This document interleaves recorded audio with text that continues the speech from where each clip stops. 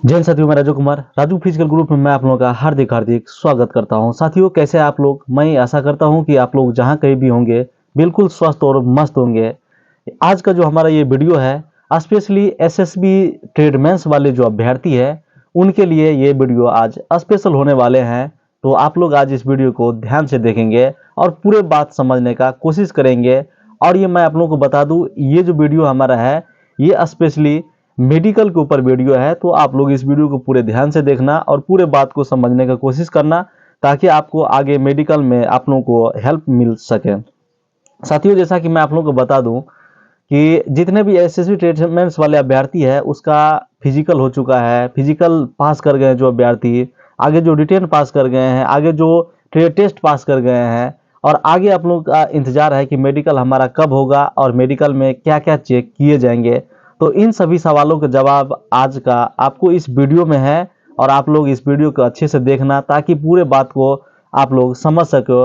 और ये वीडियो मैं इसलिए अभी बना रहा हूँ, जो जितने भी अभ्यर्थी, जितने भी भाई है, और जो जैसा कि मैंने रिव्यू भी दिया था ये कुक वाले अभ्यर्थी का, जितने भी अभ्यर्थी थे उसका मैंने स्किल टेस्ट और डीबी का पूरे वीडियो दिखाया था।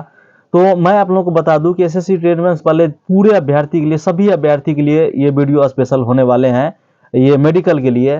तो आप लोग इस वीडियो को आज ध्यान से देखना। और आप लोगों का सबसे ज़्यादा जो सवाल था एक, कि हमारा मेडिकल कब होगा और हमारे मेडिकल में क्या कटअप जाएंगे और फाइनल कटअप क्या जाएंगे, तो सभी सवालों के जवाब इस वीडियो में आप लोग ध्यान से देखिए। चलिए बिना समय बर्बाद किए हम लोग आगे बात करते हैं। मेडिकल का जब जैसे ही बात आता है तो आपके मन में चलने लगते हैं कि क्या होगा मेरे साथ, नहीं होगा, क्या हम मेडिकल फिट होंगे या नहीं होंगे।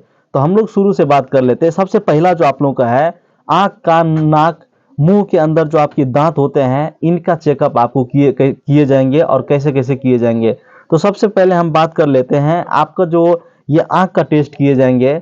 आँख के अंदर आपका सबसे पहला जो है, आपको एंगल देखे जाएंगे कि ये तो आपका सीधा है ना, मतलब आँख मतलब टेढ़ा तो नहीं ना है, इस चीज को आपको देखा जाएगा।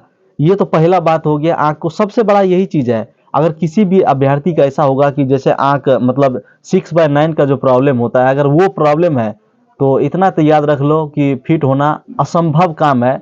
अगर गलती से कोई फिट हो जाता है तो वो अलग सी बात है, लेकिन फिट होना यहाँ पे मुश्किल की काम है अगर किसी का 6/9 आँख है तब। उसके बाद हम आगे बात कर लेते हैं कलर विजन। आँख का जो आपको कलर विजन होता है उसका, आँख में जो आपका कलर विजन होता है ना, उसमें किसी किसी अभ्यर्थी का क्या होता है कि जो आपको सर्किल दिए जाते हैं, आपको जो संख्या दिए जाते हैं, वो आपको जो पढ़ने के लिए या देखने के लिए दिए जाते हैं, वो एक सर्किल बना के, तो उसमें आपको अगर देखने में, जैसे किसी भी अभ्यर्थी को बहुत ज़्यादा प्रॉब्लम होता है, दिख नहीं पाता है।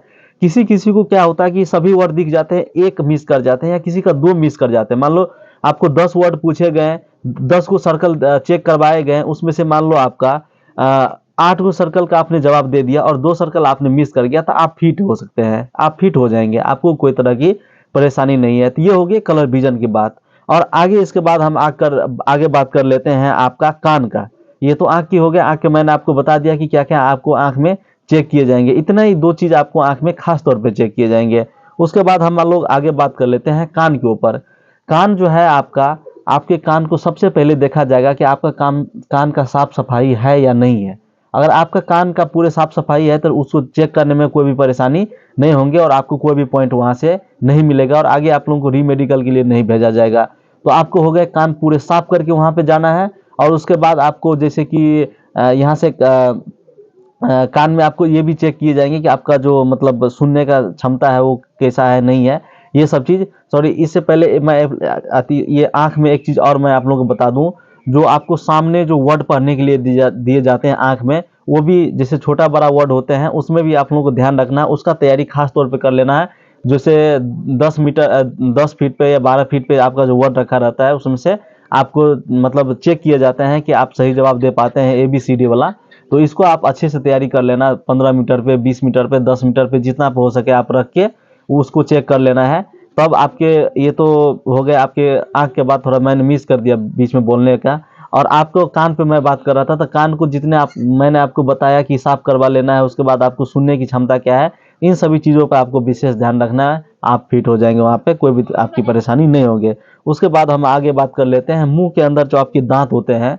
दांत में आपको गिनती किए जाएंगे 28 से लेकर 32 तक का जो गिनती होगा, उस गिनती की संख्या में अगर किसी भी अभ्यर्थी का अगर कम है तो थोड़ा परेशानी यहाँ पे होता है। और मान लो किसी का टेढ़ा मेढ़ा है, तो यहाँ पे टेढ़ा मेढ़ा वाले, जैसे किसी का मान लो कि जैसे ये हमारे दांत, अभी हम देख आपको प्रैक्टिकली मैं बता दे रहा हूँ, जैसे ये दांत है हमारे, ठीक है, सब सीधा है, उसके बाद इसी में से कोई दांत हमारा अगर टेढ़ा होता तो वो चल सकता था, मतलब थोड़ा सा गैप है तो चलेगा।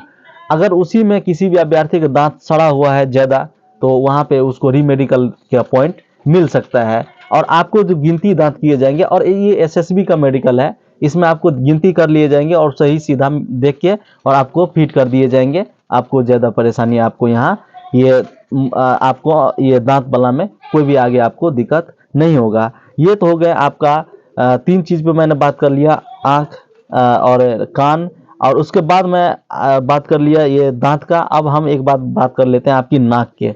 आपका जो नाक का होगा, और नाक में आपको बस यही चेक किए जाएंगे, आपको सांस लेने की जो क्षमता है, उसके बाद अंदर का जो एक मतलब हड्डी होते हैं वो जो बढ़ जाते हैं, उसको क्या बोलते हैं उतना तो अभी मालूम नहीं है, लेकिन आंख का देखना, यहाँ पे एक हड्डी होते हैं वो तो बढ़ा हुआ नहीं ना है, तो इस चीज का आपको चेक किए जाएंगे। और इसमें अगर आप सही पाए जाते हैं तो ठीक है, अगर इसमें भी थोड़ा परेशानी है तो तब चल सकता है, कोई दिक्कत नहीं हुआ। ये हो गया, ये 4 चीज का मैंने बात कर लिया। और आगे हम बात कर लेते हैं जो दूसरा सवाल है आप लोगों का, इसमें आप लोगों का शामिल है जैसे चेस्ट, चेस्ट शामिल है। हम चेस्ट का बात कर लेते हैं। चेस्ट के लिए आप लोगों को ईसीजी कराए जाएंगे, और ईसीजी में वो डॉक्टर का मैटर होता है कि आपको ईसीजी में कौन सा चीज ऐसा होगा जो आपको चेक किया जाएगा। तो ये हो गया ईसीजी का बात, ये चेस्ट का बात। और उसके बाद जो आगे है आपका, ये है ब्लड। आपको ब्लड ग्रुप चेक किए जाएंगे, कौन सी ब्लड ग्रुप है आपका। और उसके बाद जो है आप लोगों को ये यूरिन चेक किए जाएंगे कि यूरिन में किसी तरह की आपको तो समस्या नहीं ना है, उस चीज को आपको चेक किया जाएगा। अगर किसी को समस्या पाए जाते तो अगर ज्यादा समस्या पाए जाते हैं तो हो सकता है उनको रीमेडिकल दिए जाएंगे, और इससे ज्यादा उसको कुछ नहीं छांटा नहीं जाएगा वहां पे, आप लोग याद रखना। उसके बाद सबसे बड़ा सवाल जो है आपको एक हीमोग्लोबिन का है, उसको चेक करना। अगर किसी का हीमोग्लोबिन में अगर प्रॉब्लम पाए जाते हैं या कम है, तो उसको वहां पे फिर मेडिकल मिल जाएंगे। तो हीमोग्लोबिन को भी आपको चेक करा लेना है अच्छा से, और उसके बाद आप लोगों को जाना है। तो इतने बात कर लिया मैंने। उसके बाद आगे मैं बात कर लेता हूँ।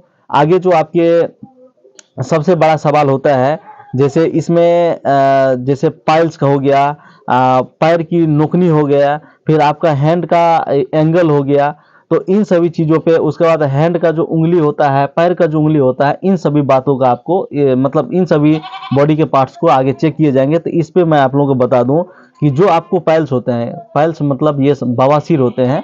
आप बवासीर के मान लो किसी का परेशानी है, अगर वो ऑपरेशन कराए हुए हैं, तो ऑपरेशन कराए हुए हैं तो उसको बस ऑपरेशन मान लो किसी का 1 साल पहले 2 साल पहले किया गया होगा, तो उसमें आपको देखा जाएगा कि किसी भी तरह के कट तो नहीं ना है, उस चीज को चेक किए जाएंगे। अगर ज्यादा आपको वहां पे कट होंगे, जैसे कि वहां के जो मांस होते हैं उसको काट के हटाए गए होंगे, उनका जो अच्छा से सिलाई नहीं किया गया होगा, इन सभी चीजों का आपको देखा जाएगा। अगर आप ऑपरेशन हुए भी हैं, कभी ना कभी अगर आप ऑपरेशन हुए हैं, तब भी आप फिट हो सकते हैं, बस आपका ज्यादा अंदर का चेन नहीं होना चाहिए।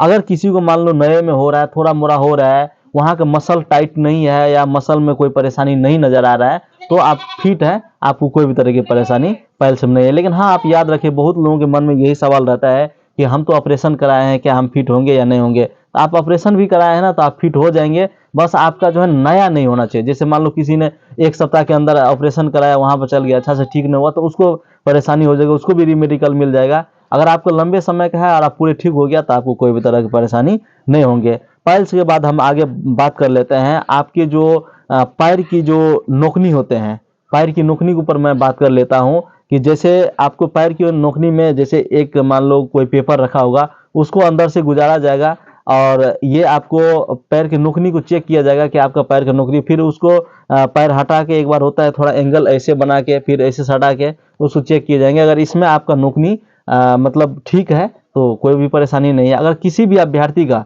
अभी से मान लो मेडिकल के लिए आगे समय है, अगर किसी भी अभ्यर्थी को यहाँ भी परेशानी है नोकनी का, तो अभी से आप प्रैक्टिस क्या कर दो कि अपने बीच में तकिया रख के और उसको पूरे अच्छा से बांध के ऐसे प्रैक्टिस करना स्टार्ट कर दो, ताकि वो भी आपका ठीक हो जाएगा। मैं आपको क्या क्या पूछेगा उसके साथ साथ मैं ये आपको बता रहा हूँ कि आपको उसमें क्या क्या करना चाहिए, जिससे आपको ठीक भी हो जाएगा।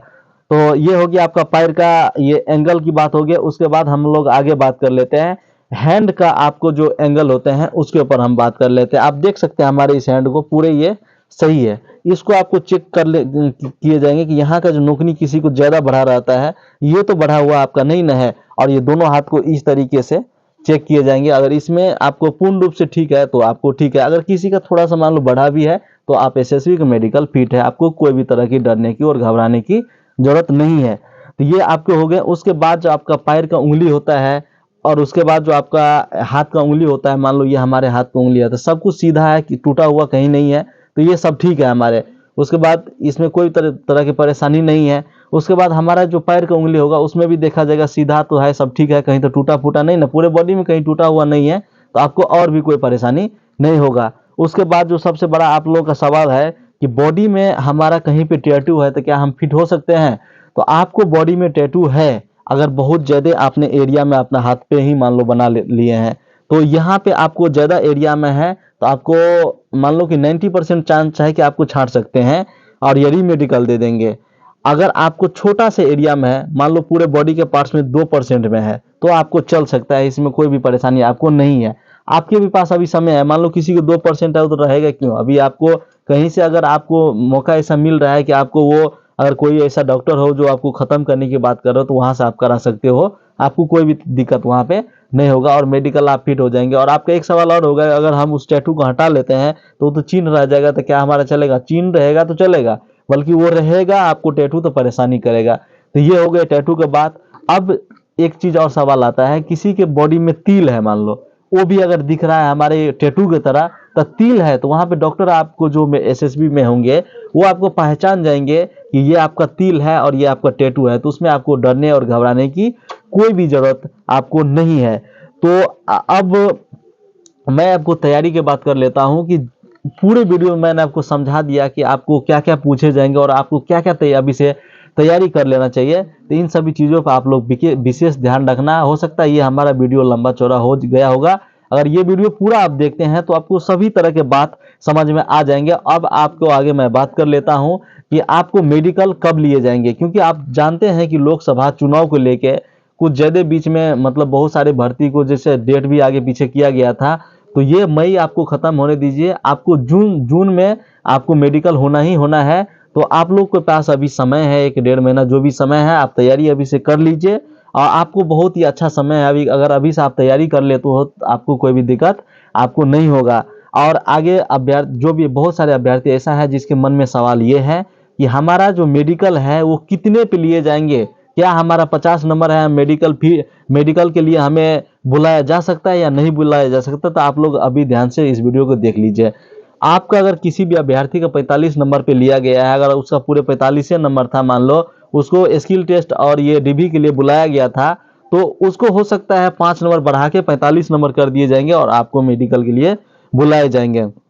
अब यहाँ पे हम बात कर लेते हैं किसी भी अभ्यर्थी का, अगर आप 50 नंबर है, किसी का 46 नंबर है, 47 नंबर है, 48 नंबर है, 49 नंबर है, 50 नंबर है, तो अगर जो 40 पे जो उठाया ना, 40 के बाद अगर आपका नंबर है, यहाँ पे कैटेगरी और कुछ भी मैंने हमारा नहीं रखेगा, अगर 45 पर से मान लो 40 नंबर पे ये स्किल टेस्ट और डीवी के लिए बुलाया था, तो अगर किसी का 5 नंबर बढ़ा दिया जाए मान लीजिए तो 45 हो जा रहा है। 45 के बाद जितने भी अभ्यर्थी का नंबर है ना, सभी लोगों को आप लोगों को मेडिकल के लिए बुलाए जाएंगे।